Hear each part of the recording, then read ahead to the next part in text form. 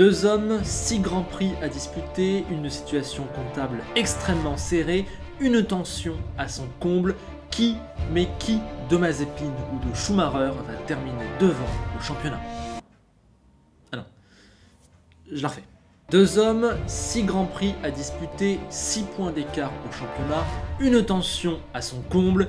Qui de Lewis Hamilton ou de Max Verstappen va remporter le titre de champion du monde 2021? Énorme question, et pour essayer d'avoir la réponse, on va regarder 3 catégories: la voiture, la situation et le duel. Vous allez voir, c'est parti. On commence par la question qui nous a animés tout au long de la saison: qui a la meilleure voiture? C'est tellement serré que d'une course à l'autre, les avis et les analyses n'ont jamais cessé d'évoluer. Pour avoir une photo globale, voyons déjà les stats sur l'ensemble de la saison. On a 7 victoires à 5 pour Verstappen, 12 podiums à 11 et 8 pôles à 3, en sachant que 2 pôles ont été récupérés pendant les courses sprint et qu'à Istanbul c'était Hamilton le plus rapide. Donc il y a 8-3 sur le papier, mais dans les faits c'est plutôt 6-4. Et puis il y a cette statistique effarante avec 469 tours menés pour Verstappen contre 133 pour Lewis, c'est 3,5 fois plus. Évidemment ça ne fait pas tout et ça ne veut même rien dire, mais pour moi une différence aussi énorme dit beaucoup du niveau des deux voitures. On pourrait donc commencer à penser que Red Bull a bien la meilleure voiture, et un autre argument qui va dans ce sens, c'est tout simplement ce qu'il s'est passé sur les 12 derniers Grands Prix. Après la victoire de Lewis à Barcelone lors d'un duel serré, Max a ensuite retourné le championnat en surdominant les 5 courses suivantes. 4 victoires quasiment sans contestation à Monaco, au Castellet et 2 fois en Autriche, et une domination qui aurait dû apporter une 5e victoire à Bakou, où son pneu a explosé et il n'en est pas responsable. Cette phase du championnat était carrément impressionnante et révélatrice du niveau incroyable de la Red Bull. Max semblait voler, et on peut aussi ajouter Bahreïn, où selon moi ils étaient plus forts mais se sont fait avoir à la stratégie et à la tactique. Portimao, où ils auraient dû faire la pole, ce qui aurait changé la donne. Et puis depuis la reprise, on a eu Spa, où ils ont surdominé, et Zandvoort, où le néerlandais était tout simplement imbattable et a essuyé toutes les tentatives possibles de la part de 2 Mercedes. Vraiment impressionnant, et depuis Barcelone, soit lors des 12 derniers Grands Prix, Hamilton n'a gagné que 2 fois, et les 2 fois, c'est quand Max n'était pas là pour se battre avec lui. En qualif, il ne l'a aussi battu que 5 fois sur 12. Selon moi, ces chiffres sont un bel indice. Si Lewis avait la meilleure voiture, il aurait gagné plus de fois que 2 fois en 12 Grands Prix. Enfin pour moi, le meilleur exemple de la supériorité de la Red Bull depuis le début de championnat, c'est le fait qu'en fait, Verstappen aurait quasiment déjà dû être titré champion. On a déjà parlé de Bahreïn au Portimao, où selon moi, il aurait dû marquer plus de points que ce qu'il n'en a marqué, mais ne comptons même pas ces 2 Grands Prix dans notre démonstration. À Bakou, il perd la victoire indépendamment de sa volonté. Sans cette crevaison, il aurait pris 11 points à Lewis. À Budapest, il perd aussi facilement 15 points sans avoir rien maîtrisé. À Silverstone, c'est plus complexe, ça dépend de comment on juge sa responsabilité dans l'accident. Malgré tout, perdre 26 points comme ça d'un coup, c'est trop violent. En Belgique, il dominait et aurait sûrement gagné haut la main, sauf qu'il n'a pu marquer que la moitié des points. Il perd encore certainement 2, 3, 4, 5 points sur Lewis dans l'affaire. Mais ça c'est de la spéculation, donc on va même pas le compter dans le bilan final. Et à vrai dire, la seule fois de la saison où Max a eu de la chance, où les événements ont tourné dans son sens et lui ont rapporté des points, c'est la Russie, où sans l'arrivée de la pluie, il faisait 7ème et il a fait 2ème.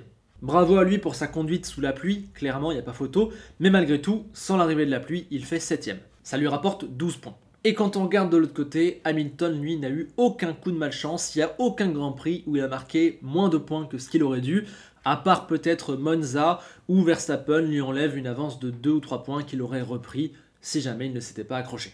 Et au contraire, Hamilton a même eu un gros coup de chance cette année, c'est à Imola où il n'aurait pas dû marquer de points après son erreur, mais la Providence lui a ouvert un scénario dans lequel il a pu remonter. Comme pour Max en Russie, bravo à lui d'avoir remonté, mais on notera que sans l'accrochage de Bottas et Russell, il n'y aurait pas eu de points. Voilà, c'est un événement qui a tourné en sa faveur. D'après mes calculs, si on enlève théoriquement les endroits où ça a tourné en faveur d'Hamilton ou à la défaveur de Verstappen, Verstappen devrait aujourd'hui avoir environ 50 points d'avance.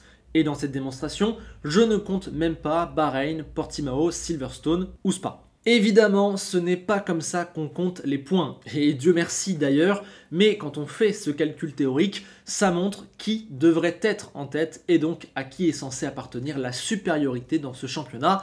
Et pour moi, quand on fait tous ces calculs, quand on voit toute la malchance que s'est tapé Verstappen, oui, pour moi, il a bien une meilleure voiture et il devrait être largement devant. En vérité, que Lewis ne soit que 6 points derrière à ce moment-là de la saison, c'est évidemment dû à son talent, à sa maîtrise, évidemment, mais comptablement, ça tient un petit peu du miracle. Avec tout cela, je donne un avantage à Max au niveau de la voiture, oui, mais il va falloir clairement nuancer, notamment à cause de ce qu'on a vu lors des 2 derniers Grands Prix.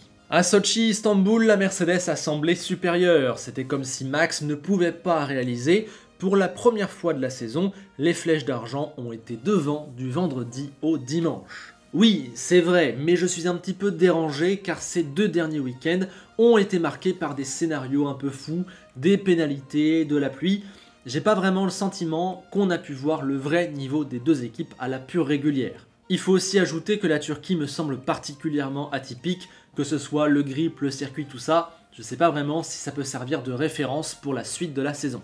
Alors certes, on reste sur 2 victoires Mercedes, c'est clair, mais bon, pour moi ça doit clairement être nuancé à la vue de tous les éléments que je viens d'indiquer, et on pourrait lire les choses différemment. Par exemple, en Russie, sur le premier relais, Verstappen va super vite, pendant que Hamilton est bloqué derrière une McLaren, qui avait donc la meilleure voiture ce week-end-là, je sais pas, et en Turquie, pour un week-end où la Red Bull n'était nulle part, je trouve qu'elle a plutôt bien tenu le rythme des Mercedes en qualif et notamment le dimanche en course face à Bottas. Donc bon, à mon avis, la performance des 2 dernières courses est à prendre avec des pincettes. Je n'y vois pas le signe clair d'un avantage repris par Mercedes, ça reste à minima à confirmer.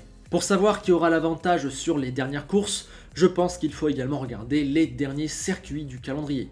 Austin devrait sûrement favoriser les flèches d'argent, mais ensuite le Brésil et Mexico ont été des circuits pro Red Bull, même les années où ils n'avaient pas la meilleure voiture. On pourrait presque dire la même chose d'Abu Dhabi, où Max a gagné l'an dernier alors que la Mercedes était bien meilleure. Enfin, ce qui rajoute du piment, c'est que sur les 6 derniers circuits, il y en a 2 où on n'a jamais roulé, on ne sait pas qui sera meilleur à Jeddah ou à Losail. Pour conclure, j'ai donc tendance à donner un léger avantage à Verstappen sur la question de la meilleure monoplace. La Mercedes semble revenir très fort, mais je l'ai dit, je crois qu'il faut le nuancer, et les derniers circuits me paraissent plus pro Red Bull. Malgré tout, on peut tout de même dire que cet écart infime entre 2 voitures est complètement effarant. On a clairement du mal à dire quelle est la meilleure selon tel ou tel circuit, c'est assez unique dans l'histoire. Encore une fois, faut en profiter, c'est un petit peu le mot d'ordre de la vidéo. Le deuxième élément qui peut nous aider à distinguer un favori, c'est d'essayer de trouver lequel des 2 entame le sprint final dans la meilleure position possible, et là encore c'est assez serré. Déjà, il y a l'aspect comptable, on ne peut pas le réfuter, Max est devant, pour 6 points seulement, mais il reste devant. Je vois un petit peu le classement comme une track position, et actuellement c'est Verstappen qui l'a en sa faveur. Ça ne fait pas toujours tout, surtout là où 6 points ça peut être renversé en un seul Grand Prix, en une seule victoire, mais tout de même c'est important, il a la track position. Surtout, ce que je trouve avantageux dans la position de Max, c'est qu'on a un petit peu l'impression que toutes les galères sont derrière lui, le coup de malchance de Budapest, etc. etc. Il s'est tapé toutes les merdes possibles, et maintenant il semble en mesure de reprendre le cours d'une saison qui le voyait tout écrasé entre Monaco et Spielberg, ou encore tout écrasé à Spa et à Zandvoort. Je rajoute à ça le fait que 3 des 6 derniers circuits me semblent clairement convenir au néerlandais et à sa monoplace, ainsi que son niveau de confiance qui me paraît être au maximal. Seulement 6 points, ce n'est clairement pas un fauteuil, mais quand on met tous les éléments bout à bout, Verstappen me semble dans une bonne position. On peut aussi souligner que le rapport de force entre les 2 camps semble s'être inversé. Au début, c'était Mercedes qui jouait avec Red Bull, notamment à Bahreïn, Portimao ou Barcelone, où il s'était imposé grâce à une maîtrise tactique et technique assez déconcertante. Sauf que ce n'est plus le cas depuis 12 Grands Prix. Red Bull a complètement inversé la tendance, a même rendu la monnaie de sa pièce à Mercedes au Castellet, et aujourd'hui on a plus l'impression que Mercedes n'est plus en capacité de piéger Red Bull. Aujourd'hui, c'est à Lewis et à Mercedes d'être agressifs et de tenter des coups. C'est d'autant plus vrai depuis qu'il est derrière au classement, et ce, malgré les événements favorables qu'il a connus.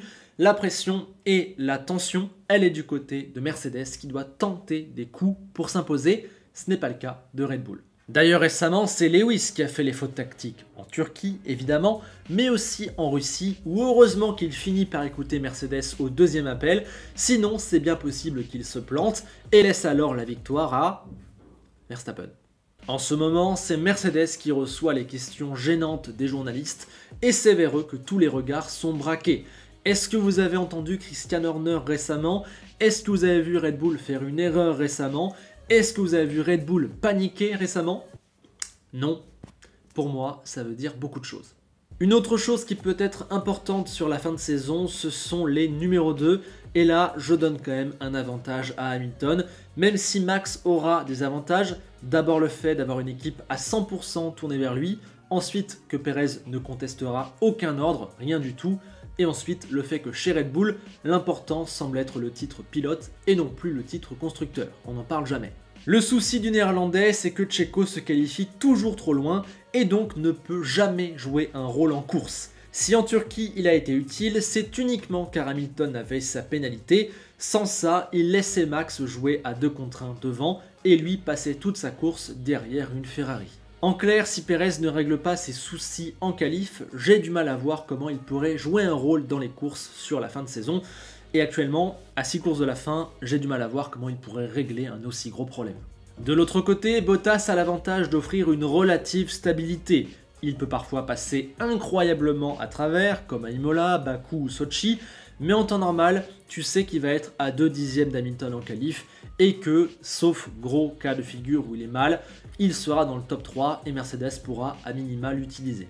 Alors je suis vraiment pas sûr que les numéros 2 fassent une différence sur la fin de saison. Je l'ai dit, pour moi Perez est trop loin et quelque part Bottas aussi, même s'il arrive à traîner dans les pattes de Hamilton et de Verstappen, il n'est pas à leur niveau et donc forcément ça complique les choses.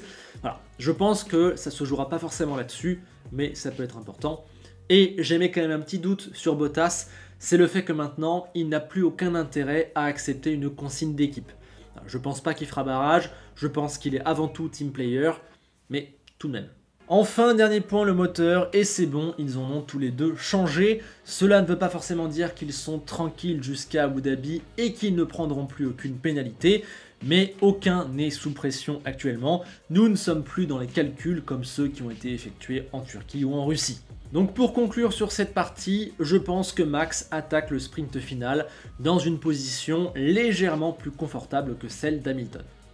Et enfin, on va terminer avec le duel d'hommes, qui est le plus à même de l'emporter dans le duel 1 contre 1. La première chose, c'est que malgré tout ce qu'on a dit jusqu'ici, battre Lewis Hamilton, Toto Wolff et Mercedes, c'est juste impossible en fait, depuis 2014. Vettel et Ferrari s'y sont essayés par 2 fois et ont craqué, même si les choses me paraissent largement différentes aujourd'hui, il faut le prendre en compte, Max s'attaque à un mur. Faut-il rappeler comment Lewis est capable de se transcender quand il est dans une mauvaise situation? Faut-il rappeler toutes les 20 saisons extraordinaires qu'il nous a déjà sorties? Faut-il rappeler qu'il est le pilote le plus intelligent et rusé du paddock? Faut-il rappeler comment marche Mercedes? Etc. etc. Les battre, ça relève presque de l'impossible. Et puis, ils ont dans leur camp le côté historique et émotionnel. Lewis est encore en vie dans un championnat qu'il aurait déjà pu perdre. Il ne semble pas avoir la meilleure machine, mais il est là. Au bout, il y a un 8e titre, l'adversité est énorme. Généralement, tout ça, c'est le décor d'un scénario bien connu dans lequel Hamilton, à la fin, est le héros. On peut aussi rajouter au crédit du Britannique que lors des duels en piste directs avec Verstappen cette année, il m'a semblé dominer. Au début de saison, Max est hyper agressif, mais il ne tombe jamais dans son jeu, est le plus intelligent des deux et finit quasiment à chaque fois par gagner. À Silverstone, il s'affirme et gagne gros, et enfin à Monza, pour moi ce n'est pas de sa faute, il n'a rien à voir de mal là-dedans. La prochaine fois qu'ils se retrouveront en piste, Hamilton aura donc un avantage historique face à Max, vu leur bataille précédente, mais est-ce que ça influencera vraiment le résultat de la nouvelle bataille ? J'en suis pas certain, pour moi Verstappen s'en fiche de ce qui s'est passé avant, il a déjà doublé Hamilton plein de fois cette saison, il n'a peur de rien. Voilà, pour moi, l'influence dans le duel, elle va être très faible. Il y aura aussi la bataille tactique et mentale qui va battre son plein jusqu'à Abu Dhabi.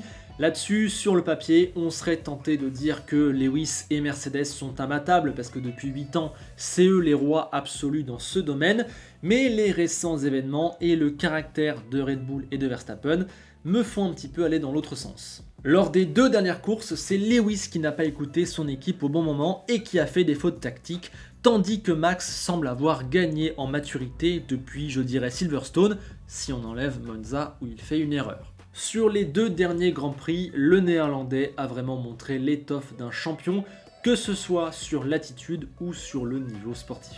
Ses choix ont été avisés, sereins, efficaces, ça a été les choix d'un patron, les choix qu'Hamilton faisait par le passé et qu'il a un petit peu plus de mal à faire récemment, et en plus on peut rajouter que Verstappen semble totalement insensible à quelconque forme de pression.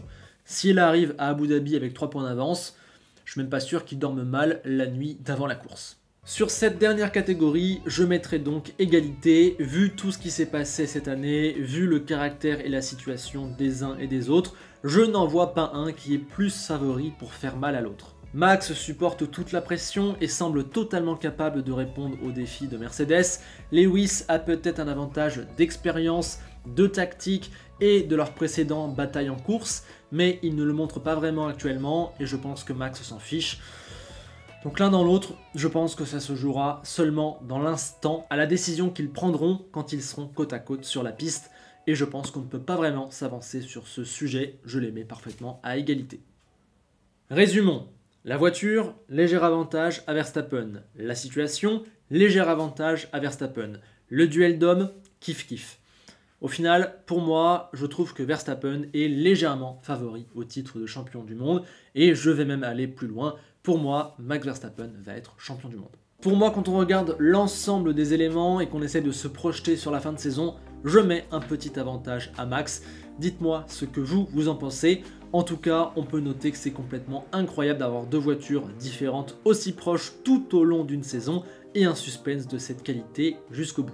Sur ce, j'espère que la vidéo vous aura plu. Pensez au like, au partage et à l'abonnement et n'hésitez pas à me dire ce que vous en pensez dans les commentaires. Je vous quitte avec Enzo Ferrari qui implore les dieux de la Formule 1 de donner à cette très belle saison la fin légendaire qu'elle mérite. S'il vous plaît, pas d'abandon qui viendrait tout gâcher.